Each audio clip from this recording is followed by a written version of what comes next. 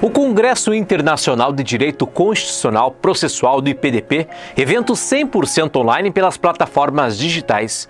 O programa aborda a criação pela Câmara dos Deputados de uma comissão de juristas, presidida pelo ministro Gilmar Mendes, que vai elaborar um anteprojeto de lei que sistematize as normas do processo constitucional. O evento reúne juristas que integram esta comissão debatendo cientificamente o tema. Se trata de uma iniciativa de enorme relevância, tendo em conta que foram muitas evoluções que ocorreram na legislação e na jurisprudência.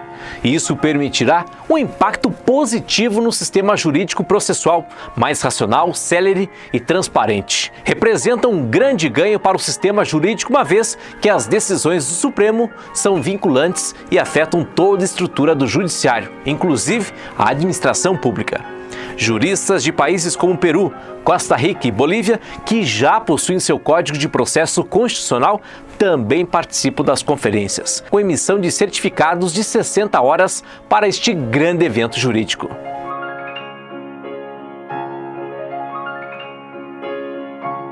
Começa nesta segunda-feira, dia 7 de junho, um dos maiores congressos de direito do país, o Congresso Internacional de Direito Constitucional Processual. Participe gratuitamente. Receba seu certificado fazendo sua inscrição pelo site congresso.direitoprocessual.org. Realização Instituto Paranaense de Direito Processual.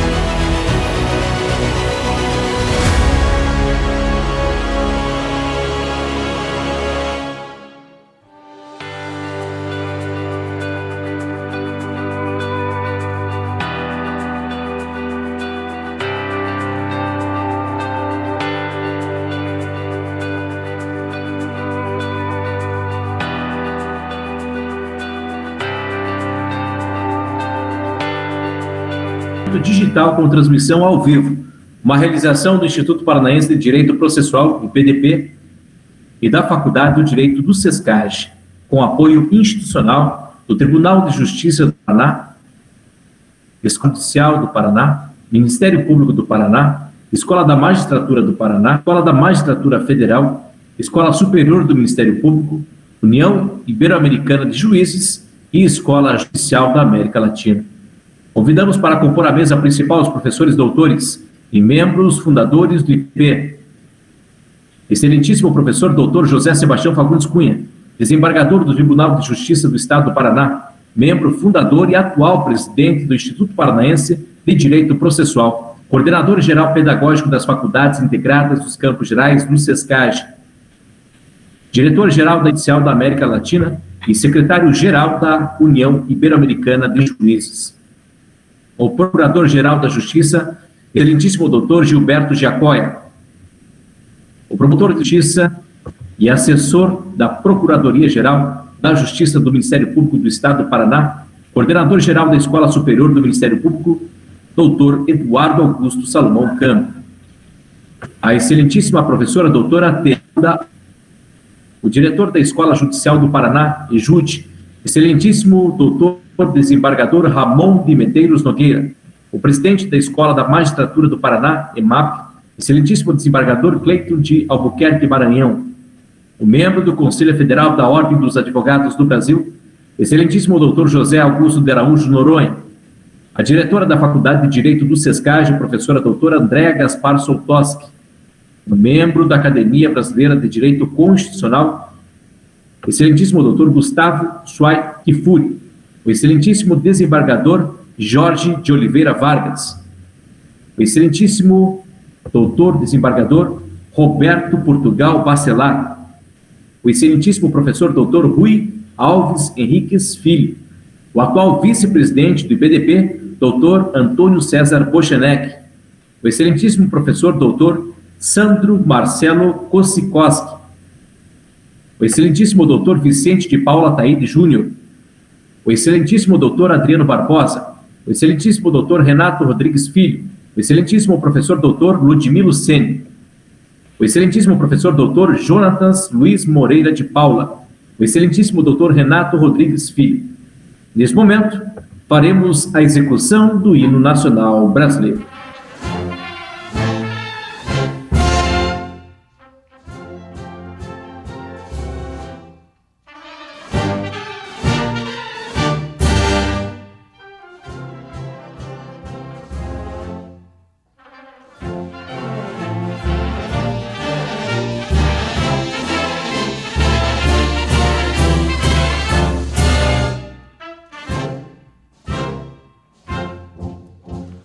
Filho do Ipiranga, as margens plácidas de um povo heróico, brado retumbante, e o sol da liberdade em raios fúlgidos brilhou no céu da pátria nesse instante.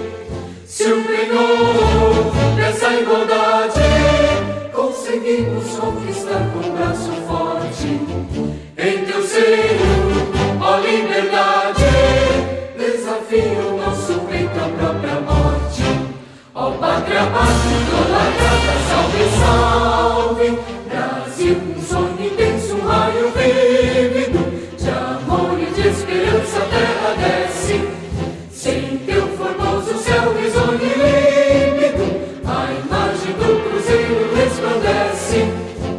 Gigante pela própria natureza, és velho, és forte, envolve do colosso, e o teu futuro espelha essa grandeza, terra adorada, entre outras mil és do Brasil, ó pátria amada, dos filhos desse sol és mãe gentil, pátria amada, Brasil.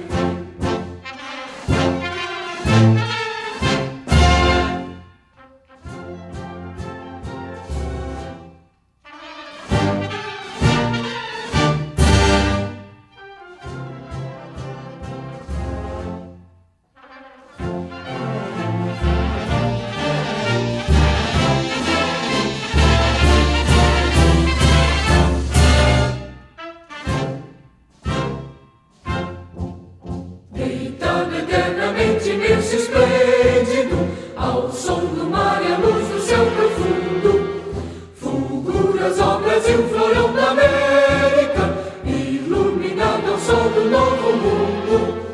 Do que a terra mais garrida, teus risonhos lindos campos têm mais flores, nossos bosques têm mais vida, nossa vida no teu seio mais amores. Ó pátria amada, idolatrada, salve, salve, Brasil de amor eterno seja símbolo, olá para o teus templos estrelado, e digam verde louro desta fórmula, paz no futuro e glória no passado. Mas segues a justiça, clava forte, verás que um filho teu não foge à luta, nem teme que te adora a própria morte, terra adorada, entre outras mil és do Brasil, ó pátria amada, dos filhos deste sol és mãe gentil, pátria amada, Brasil.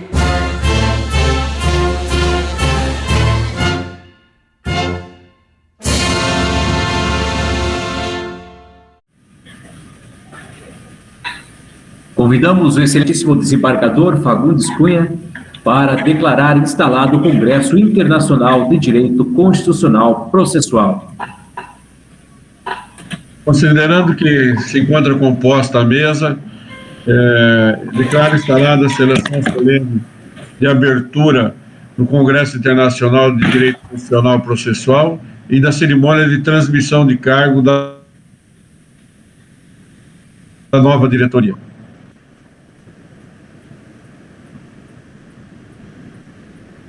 Pode prosseguir, Clarice. Passamos a palavra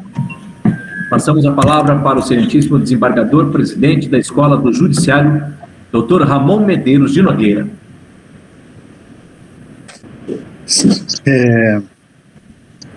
Excelentíssimo senhor presidente, digno presidente do Instituto Paranaense de Direito Processual, desembargador José Sebastião Fagundes Cunha, em nome de quem saúdo todos os presentes aqui.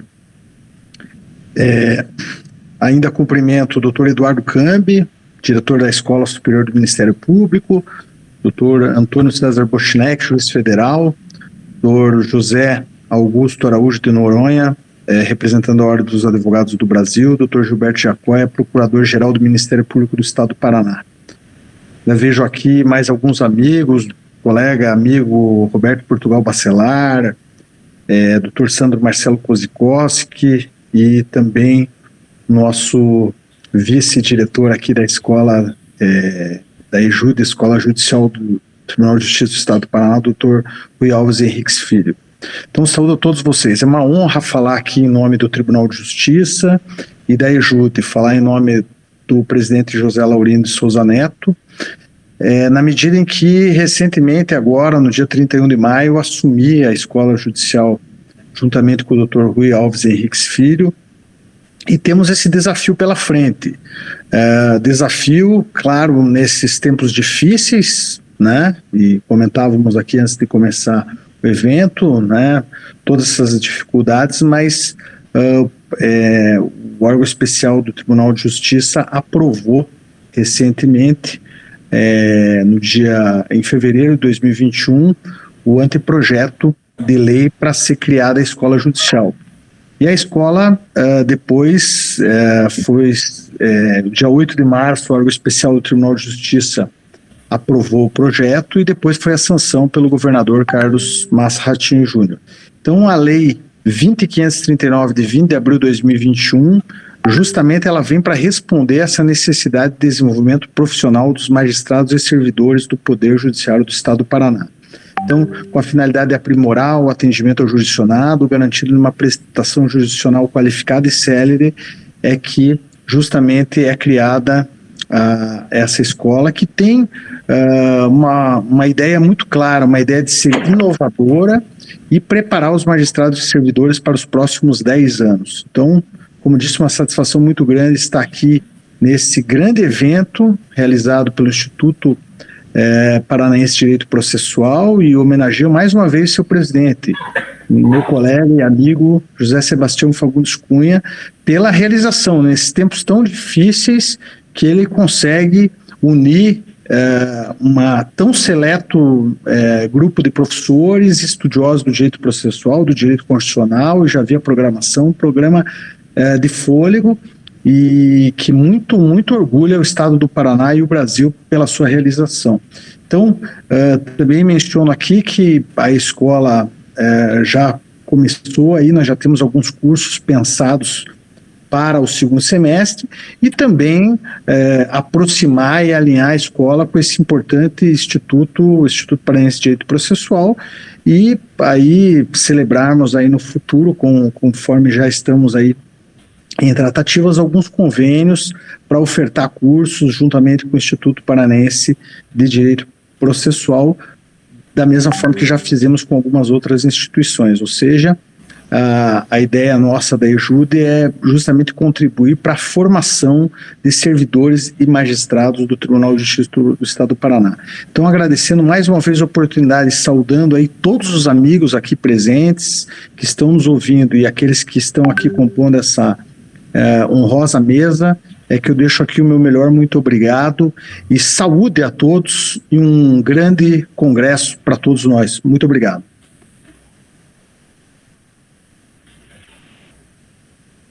Agradecemos as palavras do excelentíssimo desembargador Ramon Medeiros de Nogueira.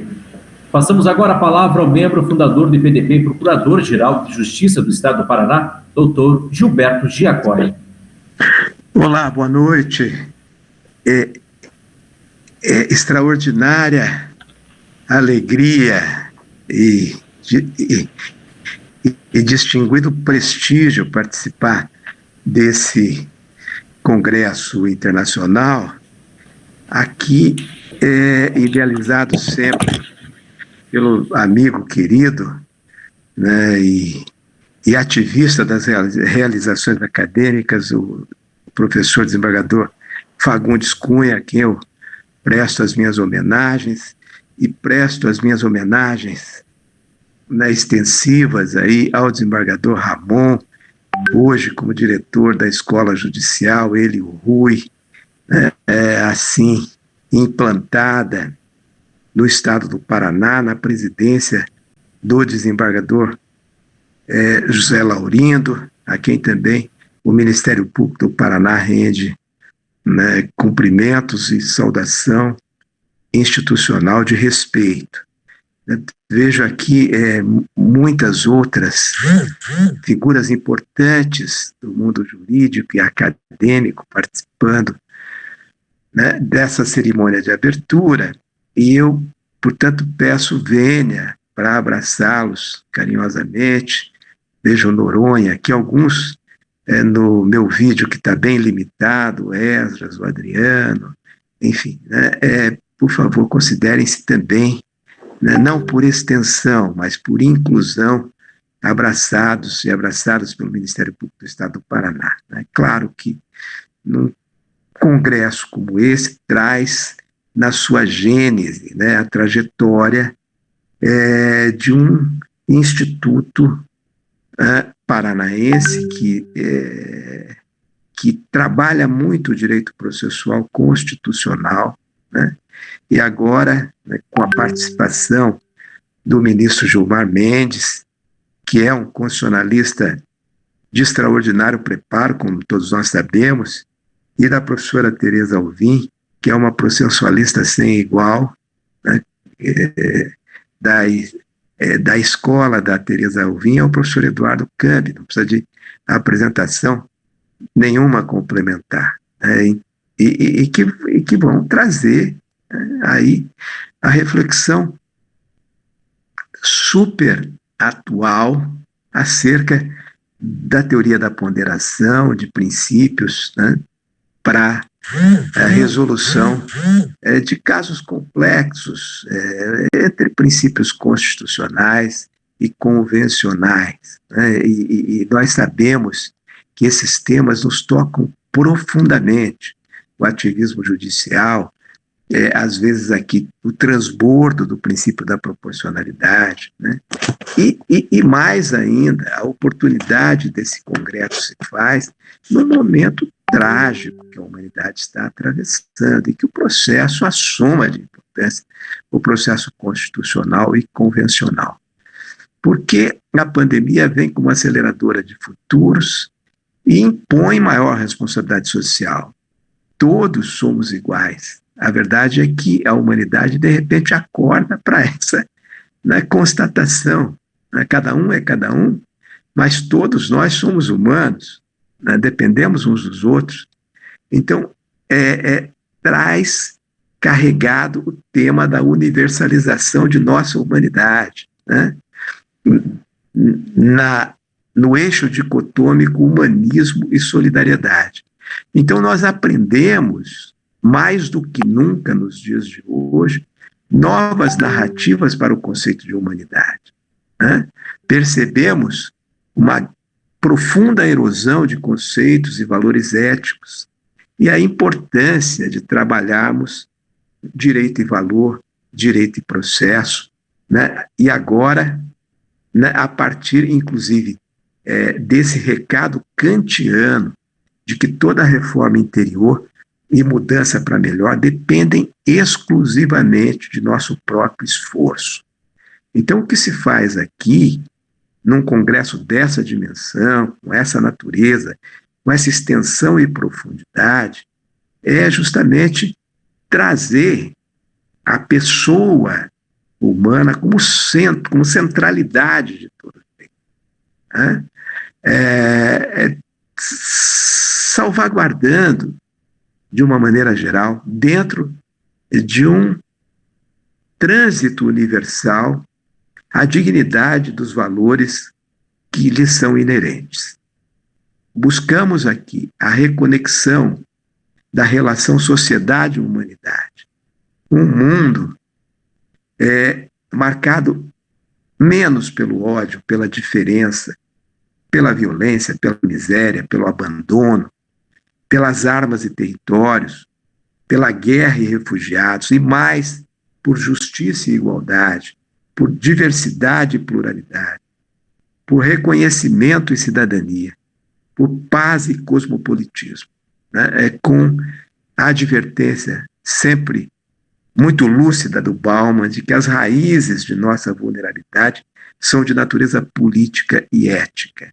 Portanto, quando se propõe, por meio de um instituto com essa qualidade, trabalhar o direito processual constitucional, né? E um controle efetivo de constitucionalidade, de convencionalidade, né? Nós estamos aqui dando passos importantes para esse, né, exercício de uma espécie de hierarquia supralegal, colocando como posição central no ordenamento jurídico, né, a noção da supremacia que decorre do caráter axiológico dos valores expressos na Constituição e nas convenções e tratados internacionais acerca dos direitos humanos. Portanto, princípios e rol dos direitos fundamentais, né, buscando a maior efetividade de normas constitucionais e de convenções e tratados internacionais, né, é nada mais, nada menos do que a busca incessante de um instrumento de maior efetividade dos direitos fundamentais e da reserva da dignidade da pessoa humana.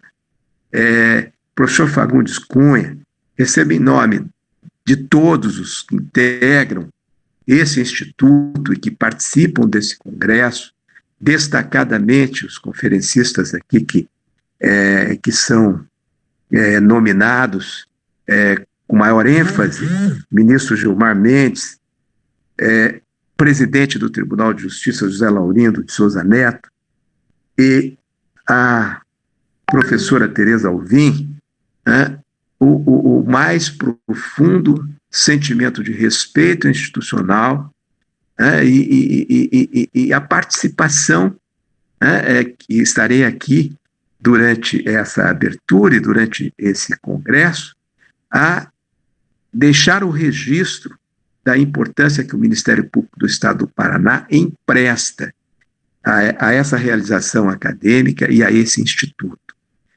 Uma boa noite, um ótimo congresso internacional a todas e a todos que participam, e que o Deus de todas as festas continue nos iluminando nesse caminho para buscarmos a construção progressiva de um mundo melhor e mais justo, através do processo enquanto instrumento de inclusão social.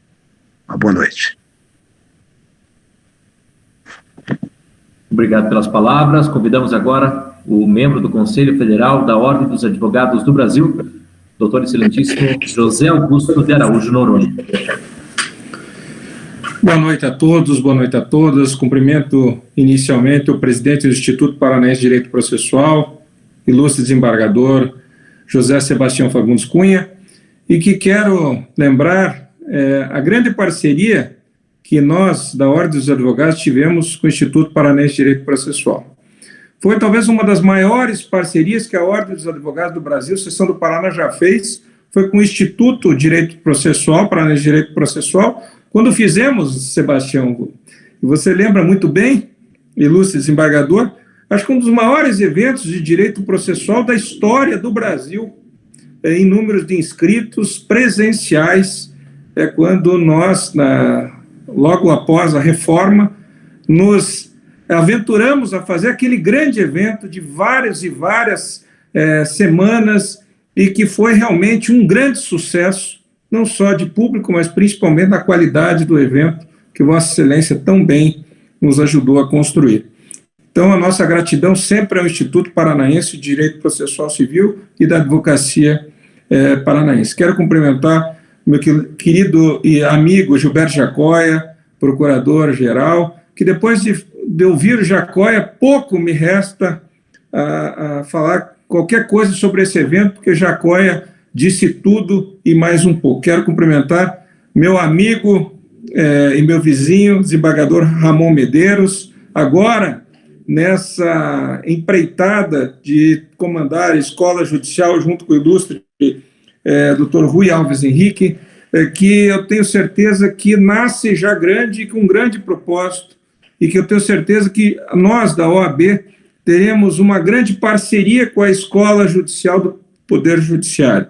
E faremos grandes eventos e construiremos juntos, eu tenho certeza, sempre em colaboração, essa construção que é necessária para as duas entidades. Quero cumprimentar meu amigo Antônio Bochenek, que também juntos, nosso querido Bochenek, enquanto presidente da AJUF, fez muito pela magistratura federal e nos ajudou a construir muito pelo Paraná. Foi grande jornada. Bochenek é um dos grandes paranaenses e eu tive a honra de trilhar com ele grandes caminhos. Eu quero cumprimentar o Eduardo Cambi, Sandro Kozikowski, meu querido desembargador Roberto Portugal, nosso querido Renato Rodrigues, professor e amigo, Gustavo Kifuri, enfim, são tantos amigos que vejo aqui e que me resta apenas cumprimentá-los todos os demais em nome da professora Tereza, que é a nossa sempre professora e que abrilhanta tanto esse evento de abertura. Eu gostaria, em rápidas palavras, dizer que a advocacia brasileira, hoje com mais de 1.250.000 inscritos, ela se orgulha em participar desse Congresso Internacional de Direito Constitucional Processual. Nós que, como disse o nosso querido Gilberto Jacóia, precisamos de justiça e igualdade, mas nós, advogados, precisamos de segurança jurídica para orientar os nossos clientes, para propor e estar em juízo, bem defendendo as nossas teses, as nossas causas, e eu tenho certeza que esse congresso será uma luz importante para construir os caminhos que ele se propõe a construir, esse Congresso Internacional de Direito Constitucional Processual. Então, parabéns aos organizadores, parabéns a todos que vão dele participar, porque eu tenho certeza que deste grande evento sairão ideias para que nós possamos, sem dúvida, fazer o que disse o ilustre Dr. Gilberto de Jacóia, construir um poder judiciário ainda melhor do que nós temos. E eu queria dizer, nós que temos um sistema de justiça gigantado, e eu quero trazer um número a vocês. Nós teremos um exame de ordem, nesse próximo final de semana, que tem mais de 200.000 inscritos, e que cabe uma grande reflexão do que nós queremos para o próprio Poder Judiciário, para a advocacia, para o Ministério Público, e principalmente rediscutir o ensino jurídico no nosso país. Não é possível que nós tenhamos 1.808 faculdades de Direito, e eu sou daqueles que buscam sempre elogiar a qualidade, e o nosso querido desembargador José Sebastião Fagundes Cunha, que sempre preza pela qualidade do ensino jurídico, e nós precisamos prestigiar as boas instituições e os bons institutos que fazem a discussão do direito no nosso país. Então, com essas palavras, eu saúdo em nome da advocacia brasileira esse grande evento, desejando muito sucesso. Muito obrigado.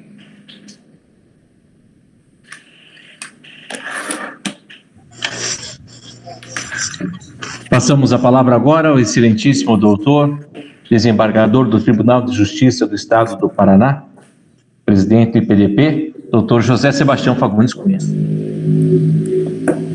Eu agradeço as gentis palavras de todos, e o tripé da Justiça falou, né, o Procurador-Geral de Justiça, o doutor Ramon Medeiros, representando o presidente do Tribunal de Justiça, que nesse momento está com problema técnico e não pode entrar, e o magnífico meu mestre, professor Gilberto Jacóia, Procurador-Geral de Justiça do Estado do Paraná.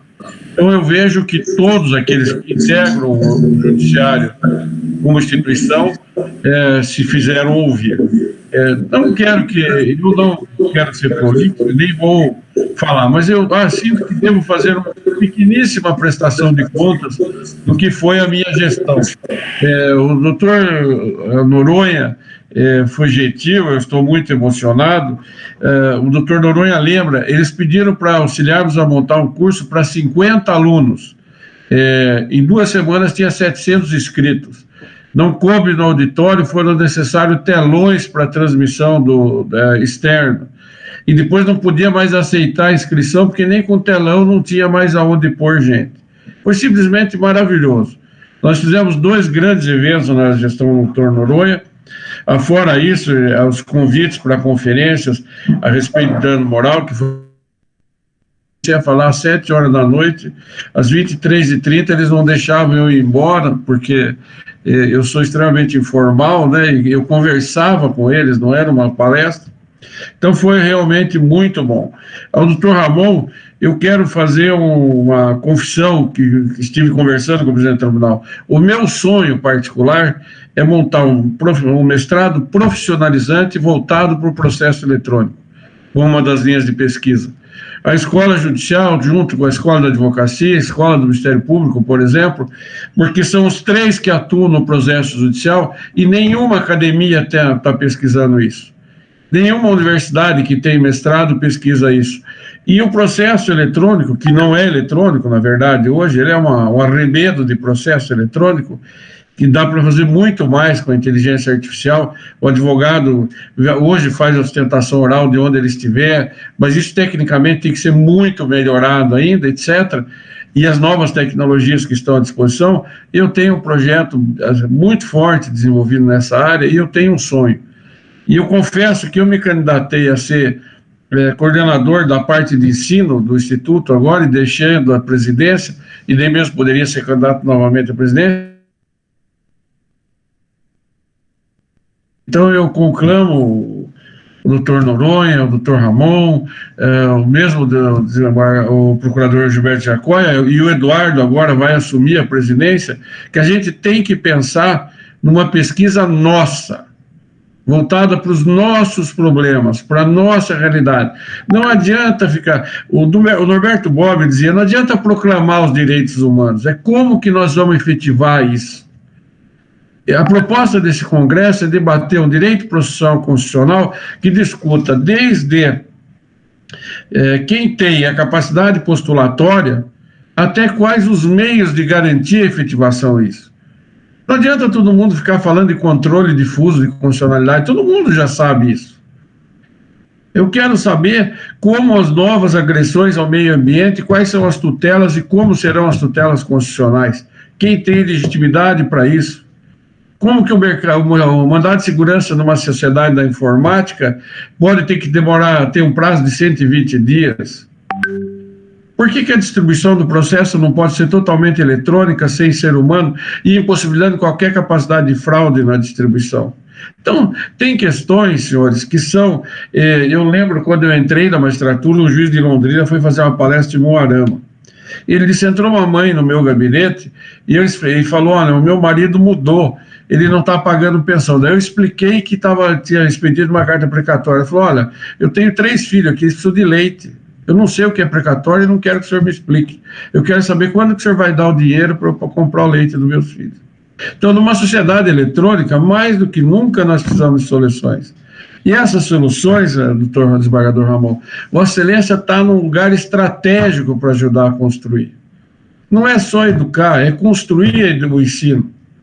O MEC acabou de botar, por exemplo, formas consensuais de resolução do litígio como disciplina obrigatória. Eu, Roberto Buzocelar, Zé Laurindo, Jorge Vargas, faz 30 anos que nós defendemos isso. Não é mesmo, desembargador Roberto? 30 anos que a gente fala, olha, outra coisa, doutor Augusto Noronha, a ordem tem que assumir uma posição de agente para conciliação extraprocessual. Nós temos que treinar os advogados, temos que desafogar o Poder Judiciário. Então tem uma missão linda pela frente e eu já não quero me alongar. Então eu vou pedir para o Clarison rapidamente passar só alguns eventos que nós realizamos nessa gestão, tem alguns slides que serão transmitidos. Ok, obrigado, doutor José Sebastião Fagundes Cunha. Vamos às realizações dos eventos, como vocês podem ver a partir de agora. primeiro Congresso de Direito Processual aconteceu no dia 28 a 30 de outubro em 2015 em Curitiba, um grande evento que contou com a participação de centenas de estudantes e dezenas de juízes, desembargadores e promotores. Na sequência, temos o lançamento do livro O Direito nos Tribunais Superiores, uma homenagem ao ministro Uquina. Na sequência, nós temos também o Congresso de Direito Processual no Clube Verde, em Ponta Grossa, no dia 18 e 22 de setembro de 2017. Tivemos o livro Código de Processo Civil comentado do IPDP, e também foi um grande marco na história deste mandato. O livro, resultado de um esforço coletivo dos membros do Instituto Paranaense e, principalmente, autores experientes, docentes universitários com intensa vida acadêmica, ministros, desembargadores, procuradores, advogados e outros operadores do direito com reconhecida experiência, buscando sempre apresentar os fundamentos, buscando a diária, o direito de todos. Também temos o DVD do segundo Congresso de Direito Processual do IPDP, com todas as palestras que foram direcionadas nas noites de evento. O curso de atualização, o novo Código de Processo Civil comentado, que também contou com vários conferencistas e um corpo docente altamente qualificado. Na sequência, tivemos também um grande evento em Foz do Iguaçu, no ano de 2018. Naquele ano tivemos o tema Meio Ambiente e Tutelas Judiciais do IPDP, um grande evento que contou também com a participação de congressistas internacionais e nacionais. O meio ambiente foi debatido nesses dias. E tivemos um marco histórico no Congresso Jurídico Internacional, com 30 anos de Constituição Federal Cidadã, em 2018, na cidade de Ponta Grossa, que contou também com a participação de muitos que estão presentes nessa mesa e de renomados juristas do Brasil e do mundo. Mais uma vez, o Congresso Internacional se destacando, Tribunal para a América Latina e o Caribe, que foi realizado no ano de 2020, um evento digital e muito importante.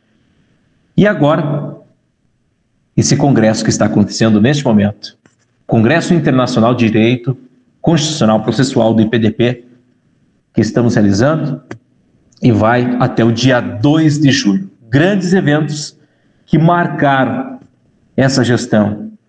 Congressos que contaram com a participação de inúmeros juristas e centenas de alunos, como agora nós tivemos. Retorno a palavra ao doutor José Sebastião Fagundes Cunha. Sem delongas, por causa do adiantado da hora, eu peço ao senhor Clares que faça a leitura de todos os membros eleitos para que possamos empossá-los, por favor. Vamos aos membros eleitos. Presidente, Eduardo Augusto Salomão Cambi. Vice-presidente, Sandro Marcelo Kozikoski. Diretor de pesquisa, Vicente de Paula Ataíde Júnior. Diretor de ensino, José Sebastião Fagundes Cunha. Diretor de publicações, Rui Alves Henriques Filho. Diretor de Relações Institucionais, Adriano Barbosa. Secretário-geral, Renato Rodrigues Filho. Tesoureiro, Kleber Casaro. Conselho Fiscal, presidente, Carlos Lopatiuk. Presidente, Antônio César Bochenek. Secretário, Roberto Portugal Bacelar. Membro, Jorge de Oliveira Vargas. E membro, Dr. Jonatas Luiz Moreira de Paula. Saudamos a todos os membros da gestão 2018 e 2021 e os que tomam posse para essa diretoria eleita para o triênio 2021-2024. Muito sucesso à frente. Palmas, por favor. Bom, então, eu declaro empossada a diretoria e passo a palavra ao meu novo presidente, meu amigo, notável professor doutor, não há como render elogios, ele sabe da nossa amizade e da minha imensa admiração. O doutor Eduardo Salomão Cambi tem a palavra. Excelentíssimo desembargador José Sebastião Fagundes Cunha, presidente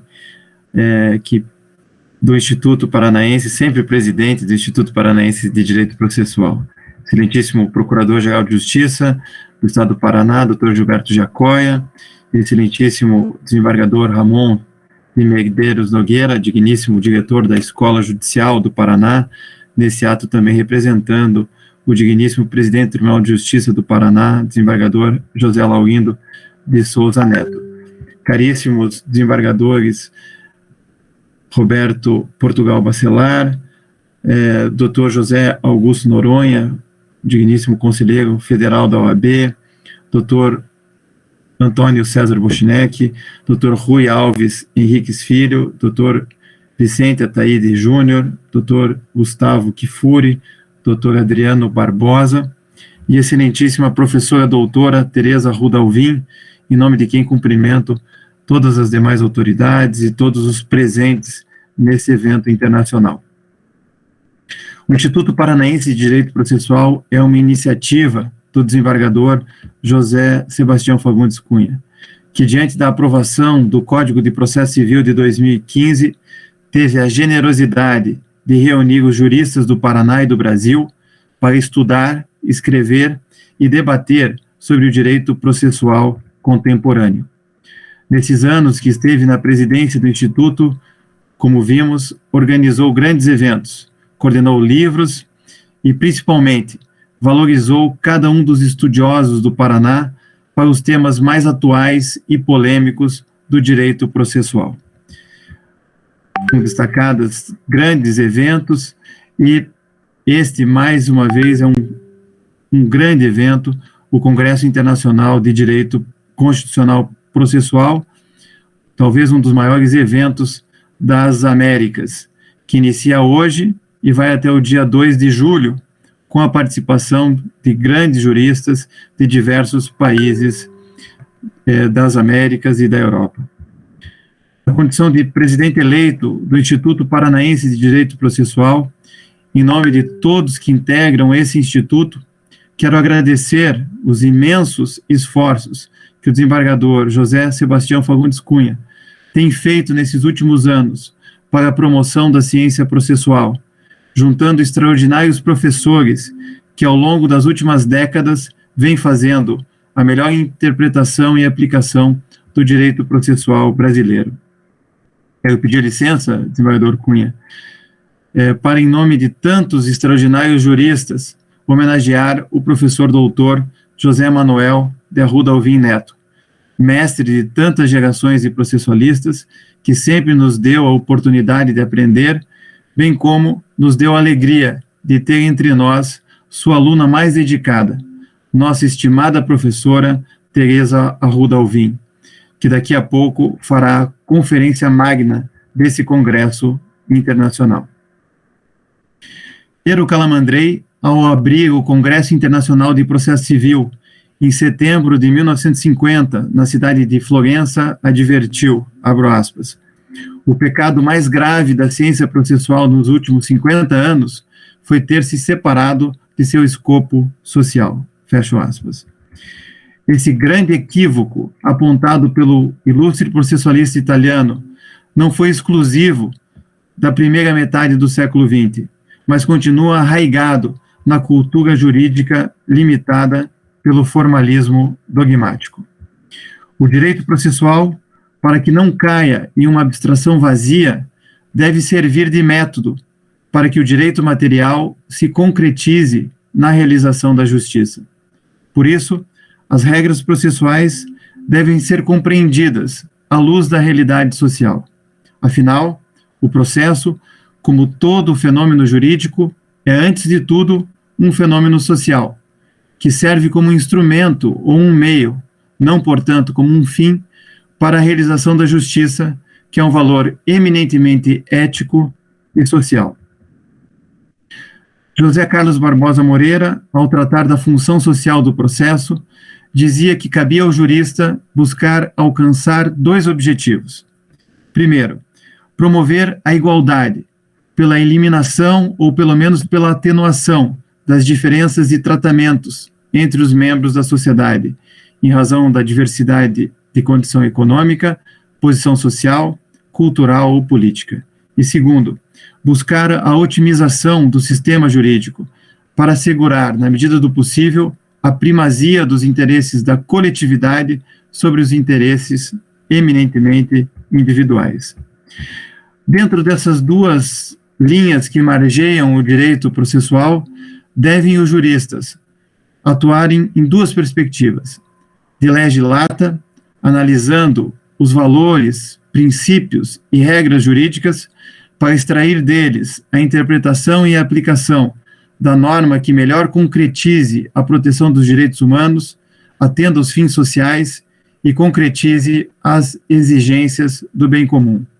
E de lege ferenda, na construção de leis melhores, que expressem a dinâmica social e a necessidade de segurança jurídica, como bem destacou o Dr. Noronha, como é o propósito desse Congresso ao discutir um projeto de Código de Processo Constitucional para o Brasil.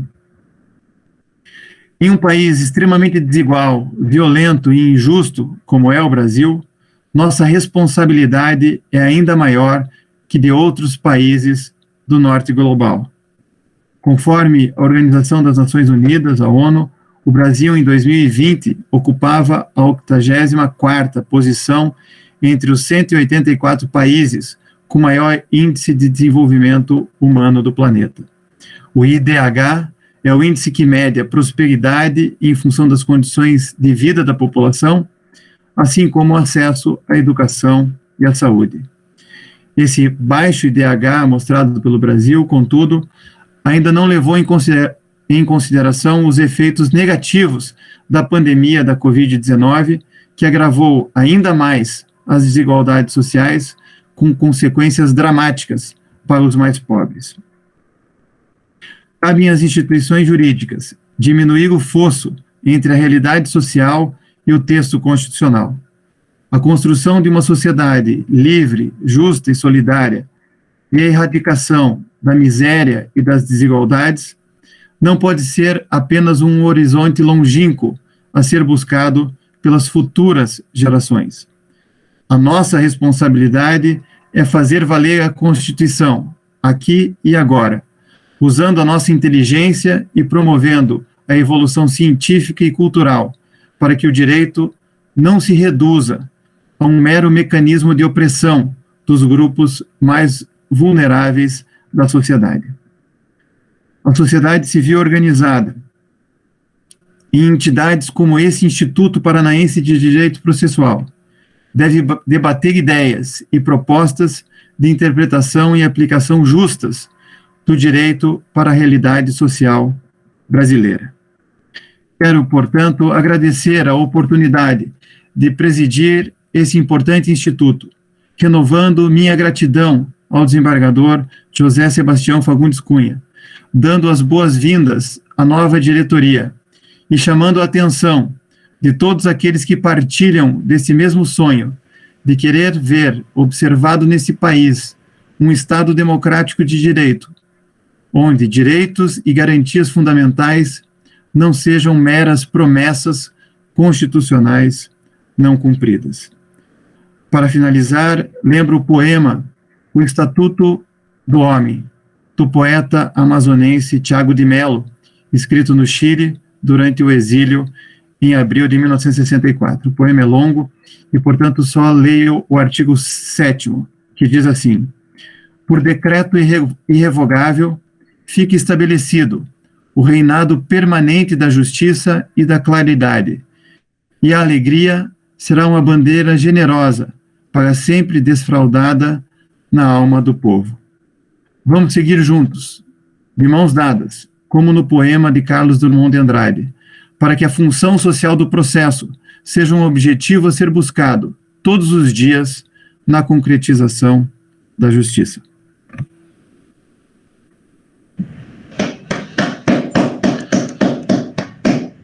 Eu agradeço as palavras do eminente presidente eleito e, nesse momento, não poderia estar em melhores mãos. É uma questão histórica. O doutor Eduardo Cambi hoje é o presidente de todas as escolas do Ministério Público do país. É um cargo da maior importância e eu sei que o Instituto vai continuar prosperando. Eu sei que com a amizade, o carinho e a atenção do Dr. Noronha, nós vamos realizar muitos trabalhos junto com a OAB estadual, quem sabe até federal. Eu sei que com o Dr. Ramon não será diferente. O Zé Laurindo, me desculpe a intimidade, é meu irmão há 30 anos. O Rui é meu filho que eu adotei, não é? Que eu tenho o maior carinho e atenção. Então nós estamos todos em família. E como diz na Bíblia, ó, quão bom é estar entre irmãos, é como o bálsamo que desce na barba de Arão. Mas é a verdade, nós estamos, sobretudo, numa perfeita harmonia, sincronismo e no mesmo desejo sincero de melhorar esse país, porque não dá mais para ficar do jeito que está. Está muito difícil, né? Sem vacina, eu tenho sofrido muito, entrei numa depressão. Minha sobrinha com 18 anos está com sequela do Covid. Hoje o Dr. Kleber Casaro, quero fazer o registro, não está aqui porque está com Covid e é da nossa diretoria. É lamentável o que nós estamos passando há alguns anos. E também na esfera do direito, que nós precisamos de segurança jurídica, né? Esses dias mesmo, na terceira Câmara, eu dei um voto defendendo a segurança jurídica e um colega tinha um entendimento diverso. Falei, olha, não é mais possível, depois de 5 anos, mudar toda a regra do jogo, mudar o jogo. A sociedade precisa ter uma base sólida de pensamento. Mas, enfim, é uma noite de festa. Eu declaro, então, encerrada essa parte. Eu vou tomar a liberdade de desfazer a mesa, porque a presidência ainda está na minha mão, e vamos começar pontualmente a conferência magna da professora Tereza Arruda Alvim. A professora Tereza, eu fui adotado pela mãe dela. Foi ela que, pelas mãos da mãe dela, que eu fui ao mestrado da PUC em São Paulo, que eu não desisti da magistratura, e tantas coisas importantes que aconteceram com a família Arruda Alvim. Então, eu tenho o privilégio de ter uma amizade íntima. A Didi é minha irmã. O Dudu nós fizemos um mestrado junto na PUC em São Paulo, tivemos intensa convivência, e é uma alegria. Essa noite é um dos dias mais felizes da minha vida, porque eu penso que entre escrever essa página branca da nossa história, entre o nascer e o morrer, só vamos levar depois a saudade do bem que fizemos, do amor que demos e recebemos. Então, nós fizemos, doutor Noronha, a diferença. Juntos nós fizemos um curso que nós queríamos ajudar 50 pessoas, tinha 700 inscritos, não tinha mais aonde pôr gente. Doutor Eduardo Campos, todos participaram praticamente que estão aqui, sabem do que eu estou falando. Com o Gustavo Kifuri, nós fizemos um congresso internacional sobre meio ambiente, teve conferencista até da África do Sul, né? O nosso congresso de hoje, inscritos já passam de 2.000. Fora os que estão assistindo na TV Sescage, no YouTube e no Facebook do IPDP. Então, nós provavelmente já estamos passando de uma audiência de 5.000 pessoas. É uma responsabilidade imensa, doutor Eduardo, que o senhor vai carregar daqui para frente. Porque muita gente que está começando, põe muita atenção em tudo que nós estamos fazendo. Então, eu quero ser breve, pontualmente, são 19h57, eu agradeço a presença de cada um dos senhores, me permitam não me alongar mais, todos moram no meu coração, e em seguida vamos proceder à conferência magna da professora Tereza Arruda Alvim. Muito obrigado a todos, está dissolvida a mesa. Obrigado, boa noite.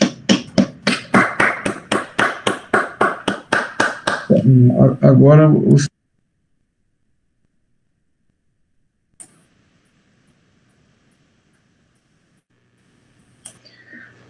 Nesta conferência magna, desta memorável noite, nós teremos uma das mais importantes juristas do país, a excelentíssima professora doutora Tereza Arruda Alvim, membro do fundador do IPDP, que profirá o tema Modulação no Supremo Tribunal Federal. Tereza Arruda Alvim, cujos trabalhos publicados transcendem o nosso país, recentemente foi designada como membro da comissão criada pela Câmara dos Deputados e presidida pelo excelentíssimo ministro Gilmar Mendes para elaborar o anteprojeto de lei que codifica as normas de processo constitucional brasileiro. A professora é doutora e mestre em Direito Processual Civil pela Pontífice Universidade Católica de São Paulo e professora dos cursos de graduação, especialização, mestrado e doutorado na instituição. Professora também visitante na Inglaterra, professora na Universidade de Lisboa, currículo extremamente longo. Seus livros são atualizados, formadores de jurisprudência perante os tribunais pátrios. Recentemente, a editora Reuters publicou alguns pareceres da professora e essa seleção traz situações pontuais do cotidiano da advocacia, sendo de extrema utilidade para a consulta dos operadores juristas. Nesse momento, passamos a palavra à doutora Tereza Arruda Alvim. Por favor. Muito obrigada. Eu quero cumprimentar a todos os que nos assistem de longe e cumprimento em seguida os professores e as autoridades presentes, dentre os quais tenho grandes amigos, na pessoa do desembargador Fagundes Cunha, meu queridíssimo amigo, por quem tenho imensa admiração pelo seu empreendedorismo, pelo seu valor intelectual, pela sua generosidade. E agradeço, além de cumprimentar a todos na pessoa dele, ainda o agradeço do coração a alegria, a honra e o privilégio que me proporcionou por estar presente justamente nessa sessão de abertura desse evento espetacular que ele organizou. Aliás, tudo que o Cunha organiza é realmente espetacular.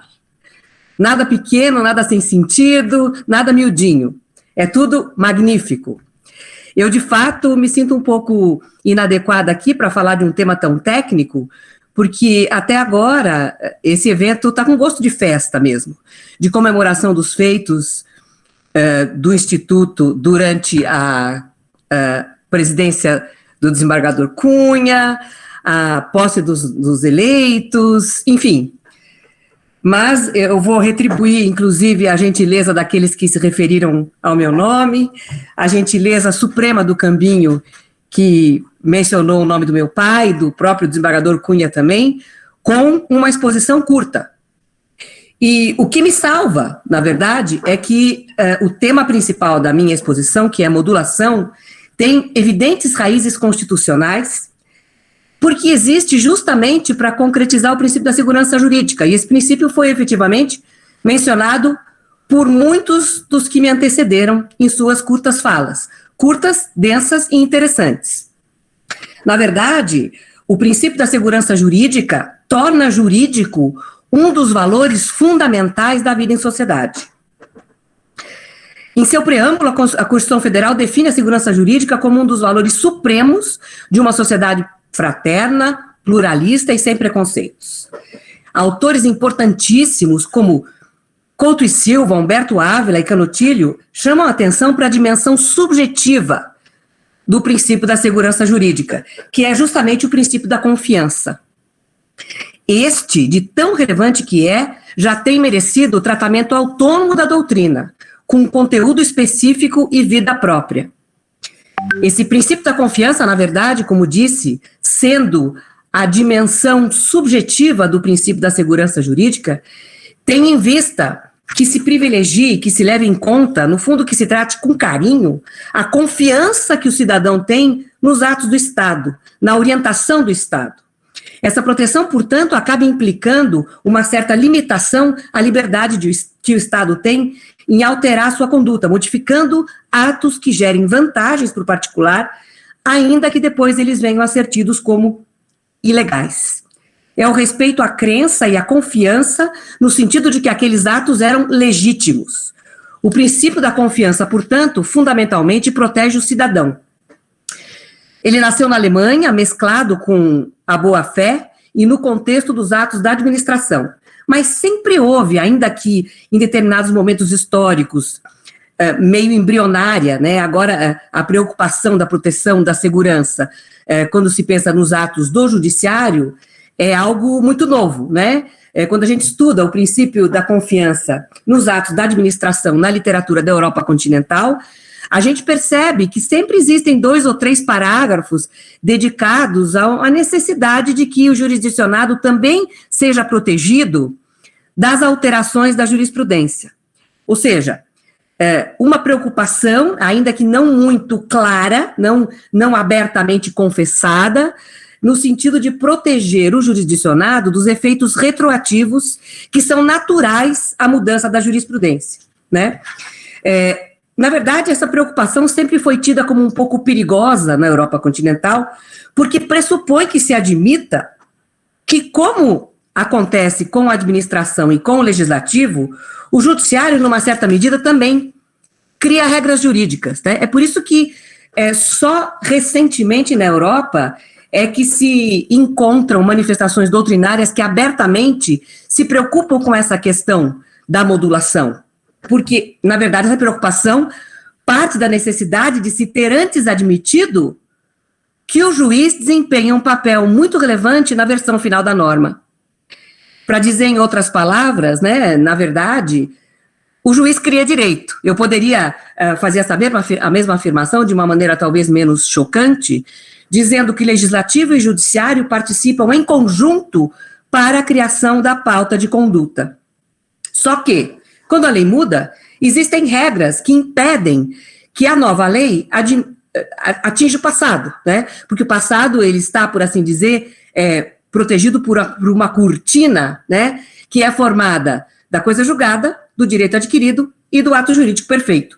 O que está atrás dessa cortina não é atingido pela lei nova. Então, na verdade, a regra é da irretratividade da lei nova, para preservar essas situações que já estão, de certo modo, consolidadas. No entanto, não é isso que acontece com a jurisprudência. Quando um tribunal, principalmente um tribunal como o STJ e o STF, muda uma orientação, na verdade, ele acaba colhendo, essa nova orientação acaba colhendo condutas que se orientaram por aquilo que se entendia que era a regra certa antes. Na verdade, o Instituto da Modulação põe nas mãos do judiciário a possibilidade de criar regras de direito intertemporal para a mudança de orientação, para a mudança de uma orientação firme, seja essa orientação concretizada numa jurisprudência iterativa, tranquila, pacificada, seja essa orientação cristalizada numa súmula ou num precedente vinculante. Toda vez que um tribunal superior, e eu digo tribunal superior porque, na verdade, são esses tribunais que têm decisões com uma carga normativa mais evidente, mais relevantes para a sociedade. Então, quando eles alteram uma orientação que vinham seguido antes, na verdade, isso para o jurisdicionado pode ter um efeito equivalente ao da mudança de uma lei, porque a regra jurídica mudou. E a principal diferença que existe entre a circunstância de o direito ser alterado por meio da mudança da lei ou por meio da orientação de um tribunal é justamente a de que a mudança da jurisprudência tem a vocação de atingir situações do passado, né? De atingir aquele que agiu confiando na orientação que então existia. Aí o tribunal muda de opinião e quando o seu caso chegar para ser julgado por aquele tribunal, ele vai ser avaliado à luz de um padrão que não existia no momento em que ele planejou a sua conduta. Então, esse tema é interessante, né? Primeiro, como eu disse, porque ele tem raízes evidentemente constitucionais, né? E existe justamente para concretizar, né, para tornar realidade o princípio da segurança jurídica sob o seu viés subjetivo, que é a confiança que o jurisdicionado tem que ter o direito de ter nos atos do Estado, nos atos do Legislativo, nos atos do Poder Executivo e nos atos do Judiciário também. Esse é o primeiro ponto que torna o tema bastante relevante, né, e bastante oportuno para ser tratado num congresso como esse. E o segundo aspecto que torna essa discussão muito interessante é que, na verdade, o estudo da modulação faz com que se assista a um choque que é muito comum no direito. É um choque que existe entre necessidades práticas, entre a realidade e óbices meramente teóricos. Mas quando há um choque entre a realidade inexorável, essa realidade que está aí para que a gente veja, né, para que a gente não se recuse a enfrentar, né, e certas necessidades práticas e a teoria, obviamente, é a teoria que deve ceder e não a realidade. Então, como eu disse para vocês, modular, né, esse instituto que foi introduzido no Código de Processo Civil e em 2015 pelas mãos do ministro Fux e está previsto pelo artigo 927, parágrafo 3º do CPC, significa criar regras de direito intertemporal para a incidência das decisões judiciais enquanto precedentes, para a alteração da jurisprudência pacificada, para a alteração de precedentes vinculantes, para a alteração de súmulas e etc.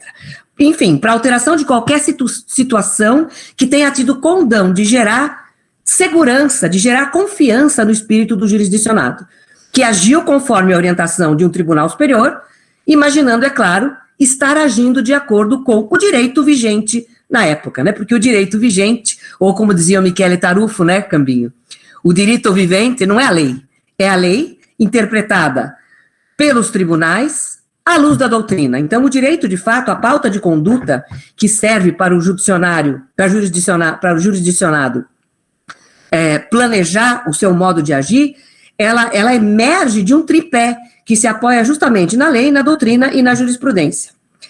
E, como eu disse a vocês, existe bastante resistência da doutrina tradicional em aceitar essa ideia da modulação, né? Na doutrina tradicional da Itália, da França, da Alemanha, né?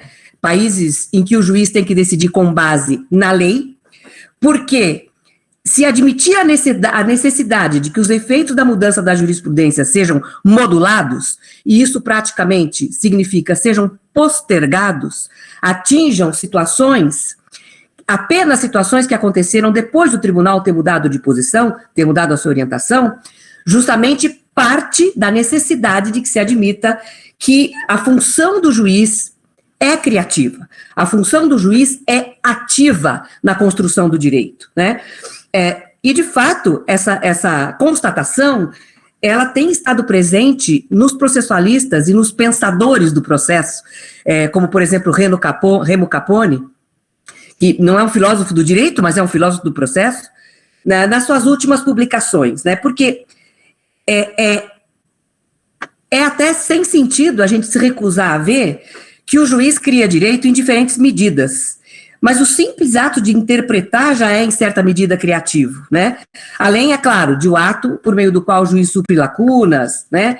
E esclarece obscuridades da lei, né? Então, o juiz cria direito quando ele interpreta, por exemplo, o que é a função social da propriedade. Quando ele diz que, em determinado caso concreto, a função social da propriedade não está sendo desempenhada. Eu sempre cito uma decisão que eu acho extremamente emblemática e significativa do juiz, do desembargador, do ministro José Augusto Delgado, que ele proferiu pouco antes de se aposentar, em que ele considerou que uma desapropriação de um terreno em que, em determinada parte dele, se plantavam psicotrópicos, não se deveria indenizar integralmente a desapropriação desse terreno, porque se deveria tirar da metragem do terreno aquela parte em que os psicotrópicos eram plantados, porque o terreno, então, o proprietário, então, não estava fazendo com que a sua propriedade cumprisse a sua função social. Vejam que essa é uma decisão que merece citação realmente, porque ela é extremamente criativa, né? E se vê bem essa função do judiciário de complementar o sentido da norma, né? Mas até quando o juiz interpreta a palavra mãe na sua atividade interpretativa do dia a dia, quando ele diz, por exemplo, que a palavra mãe, que consta, por exemplo, num dispositivo de direito previdenciário, dizendo que a mãe tem determinado benefício, né, o juiz tem que decidir se aquela palavra mãe diz respeito exclusivamente à mãe biológica ou se abrange também a mãe adotiva, né? Quando ele faz isso, ele já está criando direito, né? O juiz cria direito também quando ele define família para efeitos de empenhorabilidade de bem de família, né? Todos nós, com certeza, nos lembramos das discussões que houve logo que entrou em vigor a lei que criou a empenhorabilidade do bem de família, e todos nos lembramos também de que nas primeiras decisões não se considerava a família aquele indivíduo que morava sozinho, né? Então, o fulano, coitado, morava sozinho, ainda por cima pedia a casa, né? Que era sua única propriedade. Hoje, o conceito de família, para esse efeito, mudou, né? E de fato, a construção do conteúdo da expressão família para esse efeito foi feito exclusivamente pela mão dos magistrados, né? Bom, basta a gente lembrar, para encerrar esse tópico, do que o judiciário fez para proteger a figura da concubina, né? Todo mundo se lembra que lá, há quase 60 anos, se entendia que quando havia um concubinato e esse concubinato era rompido, a concubina tinha direito exclusivamente a um salário mínimo por mês pelo tempo que tinha ficado junto com o concubino, né? Logo, já se mudou de nome, né? O Instituto já mudou de nome, a figura jurídica já mudou de nome, porque esse nome estava, de fato, muito carregado de conotações pejorativas, passou-se a reconhecer a sociedade de fato, né? Tudo isso, todas essas foram mudanças, né? Sem que o legislativo tivesse levantado a caneta, né? Ou ligado o computador, né? E para se lembrar agora, terminando o exemplo mais expressivo dessa possibilidade de que o direito seja alterado sem que mude a lei, né? Basta a gente pensar na possibilidade que existe hoje no Brasil de que haja casamento entre pessoas do mesmo sexo. Então, o que se percebe, né, inexoravelmente, indisfarçavelmente, é que o direito pode sim mudar pelo labor do Poder Judiciário, né, não pela iniciativa do Legislativo. Bom, justamente porque o juiz cria direito, justamente porque ele atua conjuntamente com o legislador na criação da pauta de conduta que deve orientar a sociedade, deve orientar os indivíduos para planejar as suas ações, a sua vida, é que a jurisprudência tem que ser estável, né? Claro, a jurisprudência não pode mudar da noite para o dia, assim como a lei não pode mudar da noite para o dia. O legislador não poderia, é claro, ter proibido os tribunais de mudarem a sua orientação. Agora, o legislador pode sim, e de fato ele fez isso, enfim, nas entrelinhas, dar uma dica para os tribunais superiores, por exemplo, no sentido de que a mudança de uma orientação não pode ser vista como algo de banal, né? Não se muda uma orientação pacificada, firme de um tribunal, da noite para o dia, né? Então, o que o legislador faz? O legislador diz que quando isso acontecer, podem-se marcar audiências públicas, podem-se ouvir a missa curi, sinalizando, portanto, no sentido de que a mudança de orientação do tribunal pode ser, para o jurisdicionado, tão relevante quanto a mudança da lei. Portanto, ela não pode ser uma coisa que aconteça de uma semana para outra, de um mês para outro. Porque a jurisprudência desempenha essa função criativa do direito, ela tem que ser também uniformizada. E nós temos no Código de Processo Civil atual inúmeros institutos que têm por objetivo justamente criar uma jurisprudência uniformizada para que o princípio da isonomia seja respeitado. E também porque a jurisprudência é direito, é que em muitos casos ela pode e deve ser imposta. Nesse contexto se compreende a função do precedente vinculante. E por último, se a jurisprudência é direito, é necessário que quando o direito muda por obra do judiciário, é necessário, muitas vezes, que os efeitos dessa nova orientação sejam modulados no tempo para não trair a confiança que o jurisdicionado vinha tendo naquela orientação que serviu justamente para ele pautar os seus atos. Porque, é claro, se o juiz cria direito, o juiz também pode inovar, né, mudando uma orientação que ele anteriormente tinha. Então, a modulação tem a ver justamente com os efeitos dessas inovações. Esses são os efeitos atingidos pela modulação, a carga normativa das decisões judiciais, né? E as decisões judiciais que têm uma carga normativa mais expressiva, mais evidente, são justamente as decisões dos tribunais superiores, embora não exclusivamente, né? O próprio CPC reconhece escancaradamente que as decisões judiciais têm carga normativa, né? Nós temos lá, no 489, parágrafo 1º, um dos incisos lá ensina para o juiz como ele tem que fazer quando ele baseia sua decisão num precedente. Ele tem que explicar por que o caso que ele vai julgar deve ser decidido à luz daquele precedente, né? Por que aquele precedente contém princípios que devem se aplicar também ao caso que o juiz está julgando. Enfim, o 489 deixa inequívoca a consciência do legislador de 2015 no sentido de que as decisões judiciais têm carga normativa, porque permite ao juiz que fundamente as suas decisões num precedente. E diz ao juiz que se ele vai afastar um precedente alegado pela parte, ele tem que explicar por quê, né? Nós também temos no 966, parágrafo 5º, né? Inciso 5º, parágrafo 5º, outro sintoma de que o legislador de fato reconheceu que o juiz cria direito.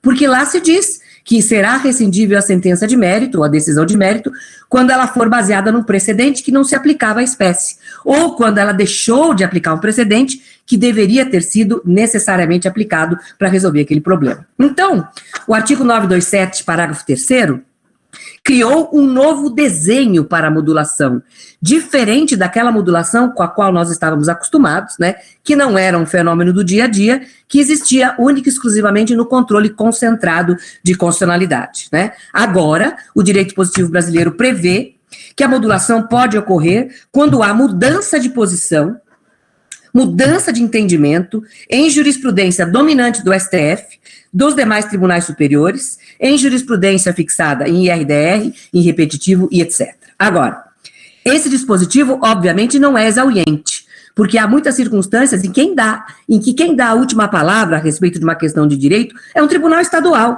né? Nós sabemos que muitas questões que envolvem direito municipal, direito estadual, jamais vão subir para os tribunais superiores. Então, se um tribunal estadual tem uma posição firme, que orienta o jurisdicionado daquele estado ou daquela região, e ele, de repente, muda, né, muitas vezes vão estar presentes os pressupostos em que os efeitos dessa nova orientação vão sim ter que ser modulados, né? É interessante a gente imaginar essas situações, e quando a gente imagina essas situações, quanto mais absurdo a gente acha a circunstância de, em determinadas situações, não ter modulação, mais diante de um indicativo nós estamos, no sentido de que deve haver critérios para que os tribunais superiores façam a tal da modulação. Com isso eu quero dizer o seguinte, né, alguém não recolhe determinado tributo, porque há um entendimento pacificado, tranquilo do STF, no sentido de que aquele tributo é inconstitucional. Então, de repente, muda a composição humana do STF, e os novos componentes passam a entender, diante do mesmo direito positivo, a lei não muda, mas eles passam a entender que aquele tributo é constitucional e que tem que ser cobrado, que tem que ser recolhido. Então, aquele que deixou de recolher o tributo durante 3, 4 anos, porque agia de acordo com a orientação pacificada do Tribunal Superior, é considerado devedor, né? Então, por que eu estou dizendo isso? Porque eu vou dizer para vocês agora há pouco, já estou me encaminhando para o final da minha exposição, que, a meu ver, existem certos critérios muito importantes que devem ser levados em conta pelos tribunais superiores para que eles saibam quando eles devem modular. E quando a gente se fica indignado, né, quando a gente percebe o quão absurdo seria se num caso assim não houvesse modulação, a gente, na verdade, está intuindo que um dos critérios que indicam fortemente para os tribunais superiores que deve haver modulação é justamente o campo do direito em que essa alteração acontece, né? Existem campos do direito em que os princípios são muito rígidos, porque se privilegia de uma maneira extremamente acentuada a previsibilidade, né, a segurança jurídica no sentido de se saber o que vai acontecer no futuro, e esse é o caso do direito tributário, né? O direito tributário é um campo do direito que eu chamaria de rígido. Ele não tem princípios flexíveis, princípios suaves. Os princípios de direito tributário, assim como os princípios do direito penal, são princípios rígidos, princípios duros, né? Justamente porque nesses campos do direito, a segurança é um valor fundamental. Então, esse é o primeiro critério. Quando a alteração de orientação de um tribunal acontece nesses campos do direito mais rígidos, mais duros, tem que ter modulação. Porque, na verdade, o tribunal nem poderia, de rigor, desempenhar um papel muito criativo nesses ramos do direito, né? Porque, afinal de contas, todo mundo sabe que não há crime sem lei anterior que preveja, né? Então, o Tribunal Superior não pode criar um crime, né? Porque a jurisprudência tem efeito retroativo. Então, se o Tribunal Superior cria um crime sem modular, o que vai acontecer? Alguém pode ter cometido um crime sem saber, né? E isso é absolutamente despido da racionalidade jurídica do mundo contemporâneo, né? As pessoas têm o direito de saber as regras de antemão. As pessoas não podem ser tratadas como um cachorro, né? Que só percebe que é ilícito, né? Que não deviam roubar o filé de cima da pia quando o bastão lhes atinge o nariz, né? As pessoas têm que ter o direito de optar, vou ou não vou roubar o filé. Então, justamente a modulação é um instituto que tem por objetivo neutralizar esses efeitos retroativos. Isso que eu estou dizendo para vocês é extremamente relevante, né? Eu até não vou desrespeitar, óbvio e evidentemente, o tempo que me foi concedido, mas, de fato, esse assunto é tão relevante, tão atual, né, e acho que, às vezes, os tribunais superiores proferem decisões que revelam uma má compreensão do Instituto, né. Então, a modulação, ela tem, justamente como eu acabei de dizer, esse efeito de neutralizar os efeitos retroativos da mudança da jurisprudência. Ela é uma técnica que tem em vista concretizar o princípio da segurança jurídica em sua dimensão subjetiva, que é a proteção da confiança, né? Confiança que se pode ter nas decisões de qualquer tribunal, dependendo do caso concreto. Agora, é importante que se perceba que a modulação é um instrumento para a defesa do particular contra o Estado, né? É o particular que deve ser protegido com uma modulação bem feita. Por quê? Porque o Estado existe para tranquilizar o jurisdicionado, né? E não para criar tumulto na sociedade.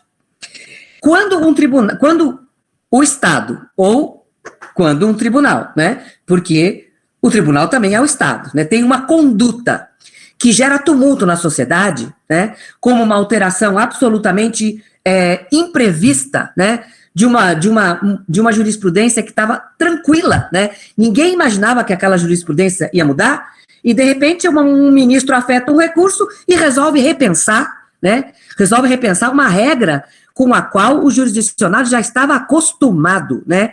É, no meu entender, inevitável que se classifique essa conduta do Estado como venire contra facto próprio, né? É uma conduta de má-fé objetiva, né? E a modulação é uma maneira que o legislador encontrou de proteger a boa-fé do jurisdicionado. Portanto, né, só para concluir essa parte, é óbvio que a modulação nunca pode ser feita para proteger o fisco, porque o fisco também é Estado, né? Então, é o Estado protegendo o Estado, né? E o particular, coitado, não, é a confiança que não se protege a confiança do fisco, se protege a confiança do jurisdicionado, porque a modulação é um instrumento que ele tem para se defender dos atos do Estado, do fisco e do próprio poder judiciário.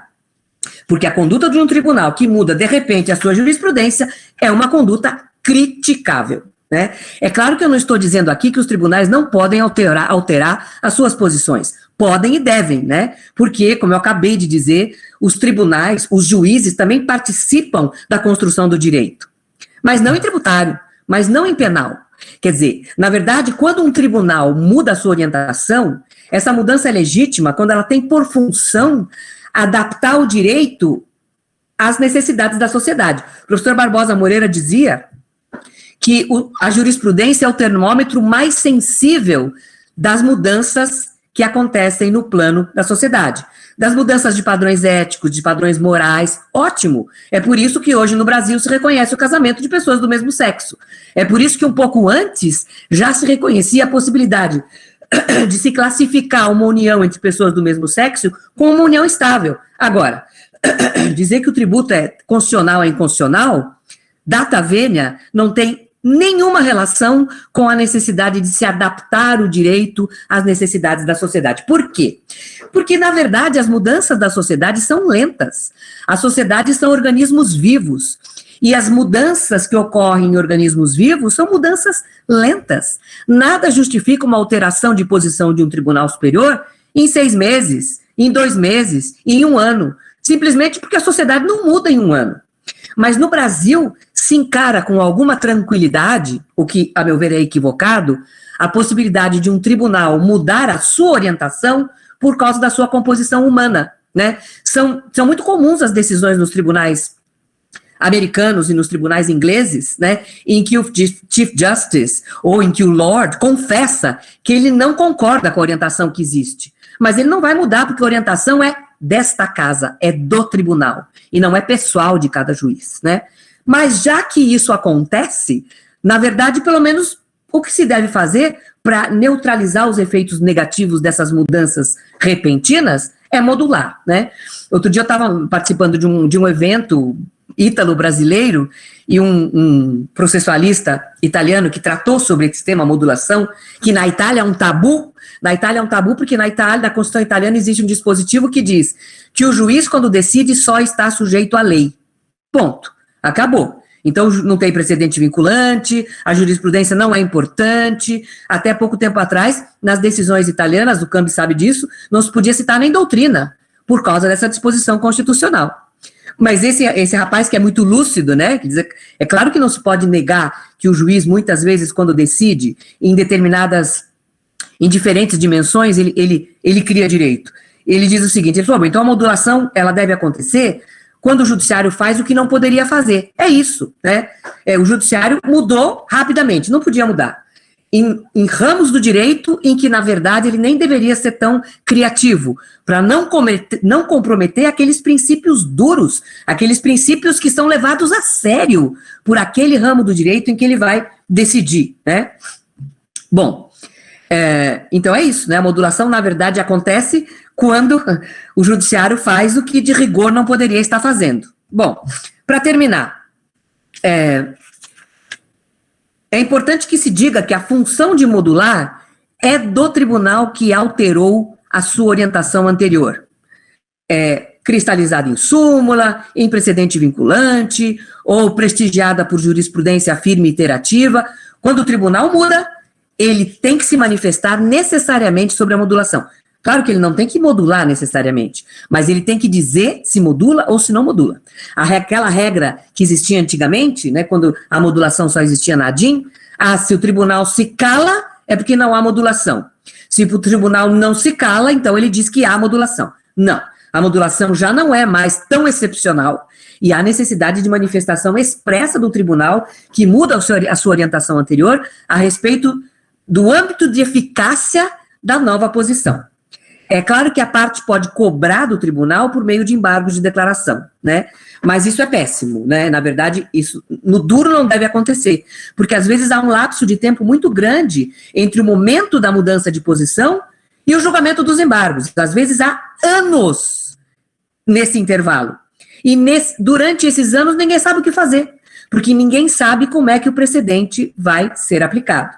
Na verdade, a necessidade de que o juiz que mudou a sua posição, que o tribunal que alterou a sua orientação se manifeste sobre a modulação, ela é um pressuposto para o sistema de precedentes funcionar, né? Se cada juiz pudesse dizer na sua vara, esse precedente aqui eu não vou aplicar porque eu vou modular, porque o meu caso aqui aconteceu antes da mudança. Não. Aí o sistema de precedentes iria por água abaixo. Bom, no meu entender, existem basicamente 3 pressupostos relevantes que devem ser levados em conta quando um tribunal, normalmente os tribunais superiores, vão se manifestar a respeito da modulação. Primeiro deles, já disse para vocês qual é. Ele está, na verdade, embutido na própria razão de ser da modulação. Para que haja modulação, é necessário que antes haja uma confiança na pauta de conduta que existia antes, né? Essa pauta de conduta pode estar cristalizada na jurisprudência, no precedente vinculante, em súmula, etc. Primeiro pressuposto, tem que haver confiança anterior, né?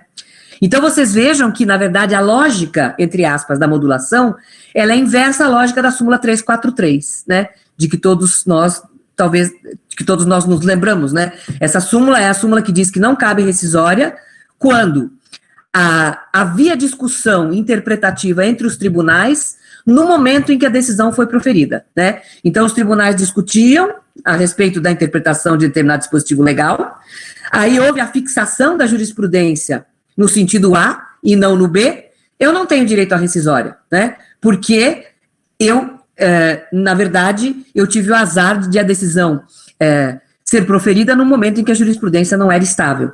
A lógica é completamente diferente, é o inverso, na verdade. Aqui, para que haja modulação, quer dizer, para que a nova posição não atinja determinado grupo de pessoas, né, que vai ser, lógico, delimitado em função do tempo, é a existência anterior de pauta de conduta confiável. Segundo critério, também já mencionei rapidamente, né, campos do direito em que os princípios da segurança jurídica, previsibilidade, necessidade de planejamento, né, são fundamentais. Acho que os melhores exemplos são, de fato, direito tributário e direito penal, né? E o terceiro e último critério, quando a nova posição gera desvantagem para o particular. Porque aí o particular, na verdade, está sendo atingido duas vezes. Primeiro, porque o tribunal mudou de opinião, né, abruptamente, né, sem justificativa razoável, e alterou uma pauta de conduta que já era aquela que todos seguiam, né? Todo mundo entendia que aquela orientação, de fato, era uma orientação confiável. Mudou, né? Atingiu o particular. E ainda por cima, a nova orientação prejudica o particular, né? Então, a gente pode pensar em muitos exemplos de tributário, né? Se entende que a alíquota não é 2, mas a alíquota é 3, né? Se entende que o tributo não é inconstitucional, é constitucional. Nesses casos todos, né, a confiança que o jurisdicionado tinha na orientação anterior deve ser respeitada, né? Bom, eu confesso que tudo isso que eu disse para vocês, e aqui realmente eu já me encaminho para a fase conclusiva, não sei se aplica aos casos em que o juiz decide a respeito de políticas públicas. Porque quando o juiz decide a respeito de políticas públicas, na verdade, ele não está propriamente exercendo a sua função típica de aplicar o direito ao caso concreto que lhe é submetido à apreciação. O juiz, quando decide sobre superlotação de cadeias, sobre liberação de remédios, ele, na verdade, está fazendo as vezes do executivo. Ele está decidindo como se ele fosse um administrador. E então, me parece que as regras a respeito da modulação talvez sejam um pouco diferentes. Acho, né, e eu confesso que esse tema é muito complicado, né, ele tem sido desenvolvido por uma parte da doutrina muito expressiva aqui no Brasil, e também nos Estados Unidos, são os tais processos estruturantes, né? Acho que deve ser feito um estudo mais aprofundado, mais vagaroso, a respeito dos pressupostos para que haja modulação, quando as decisões judiciais não são propriamente decisões jurisdicionais no sentido essencial da função jurisdicional, né? Acho, por exemplo, que o pressuposto da confiança não existe, né?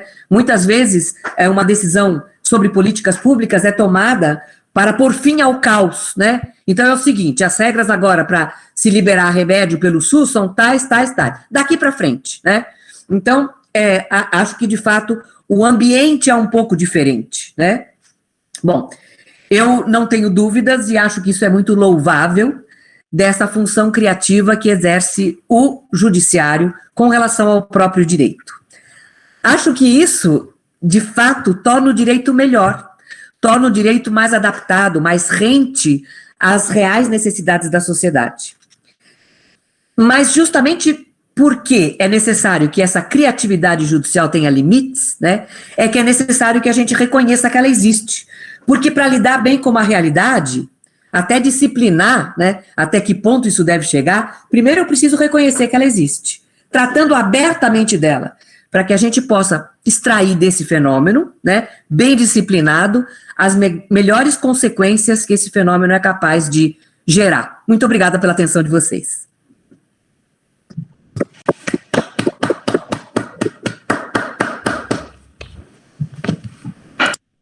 Agradecemos a nobre conferencista, a professora Tereza Arruda Alvim, que realizou a conferência magna da abertura oficial do evento, e passamos a palavra ao novo presidente Eduardo Augusto Salomão Cambi para a sua saudação final e fechamento desta noite.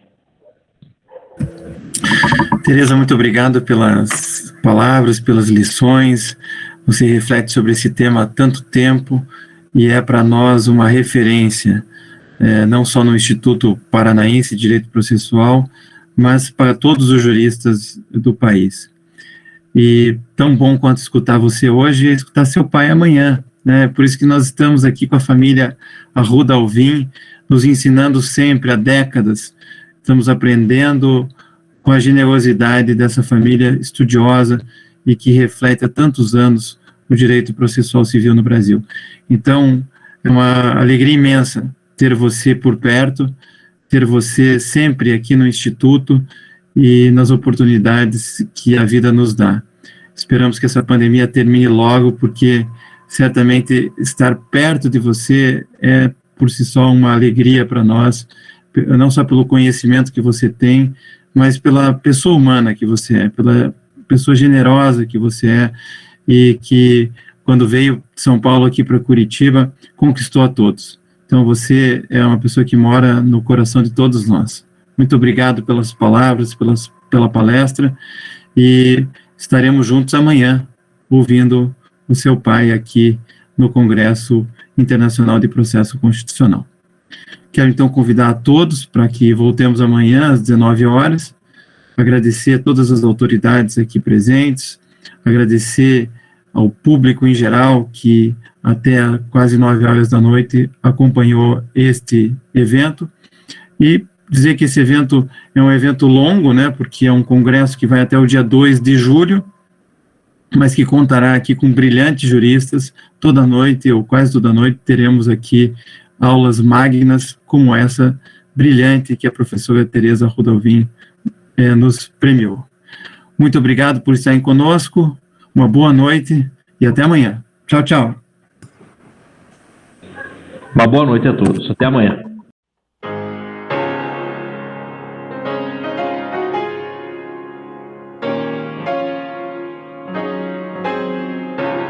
O Congresso Internacional de Direito Constitucional Processual do IPDP, evento 100% online pelas plataformas digitais. O programa aborda a criação pela Câmara dos Deputados de uma comissão de juristas, presidida pelo ministro Gilmar Mendes, que vai elaborar um anteprojeto de lei que sistematize as normas do processo constitucional. O evento reúne juristas que integram esta comissão debatendo cientificamente o tema. Se trata de uma iniciativa de enorme relevância, tendo em conta que foram muitas evoluções que ocorreram na legislação e na jurisprudência. E isso permitirá um impacto positivo no sistema jurídico processual, mais racional, célere e transparente. Representa um grande ganho para o sistema jurídico, uma vez que as decisões do Supremo são vinculantes e afetam toda a estrutura do judiciário, inclusive a administração pública. Juristas de países como Peru, Costa Rica e Bolívia, que já possuem seu Código de Processo Constitucional, também participam das conferências, com emissão de certificados de 60 horas para este grande evento jurídico.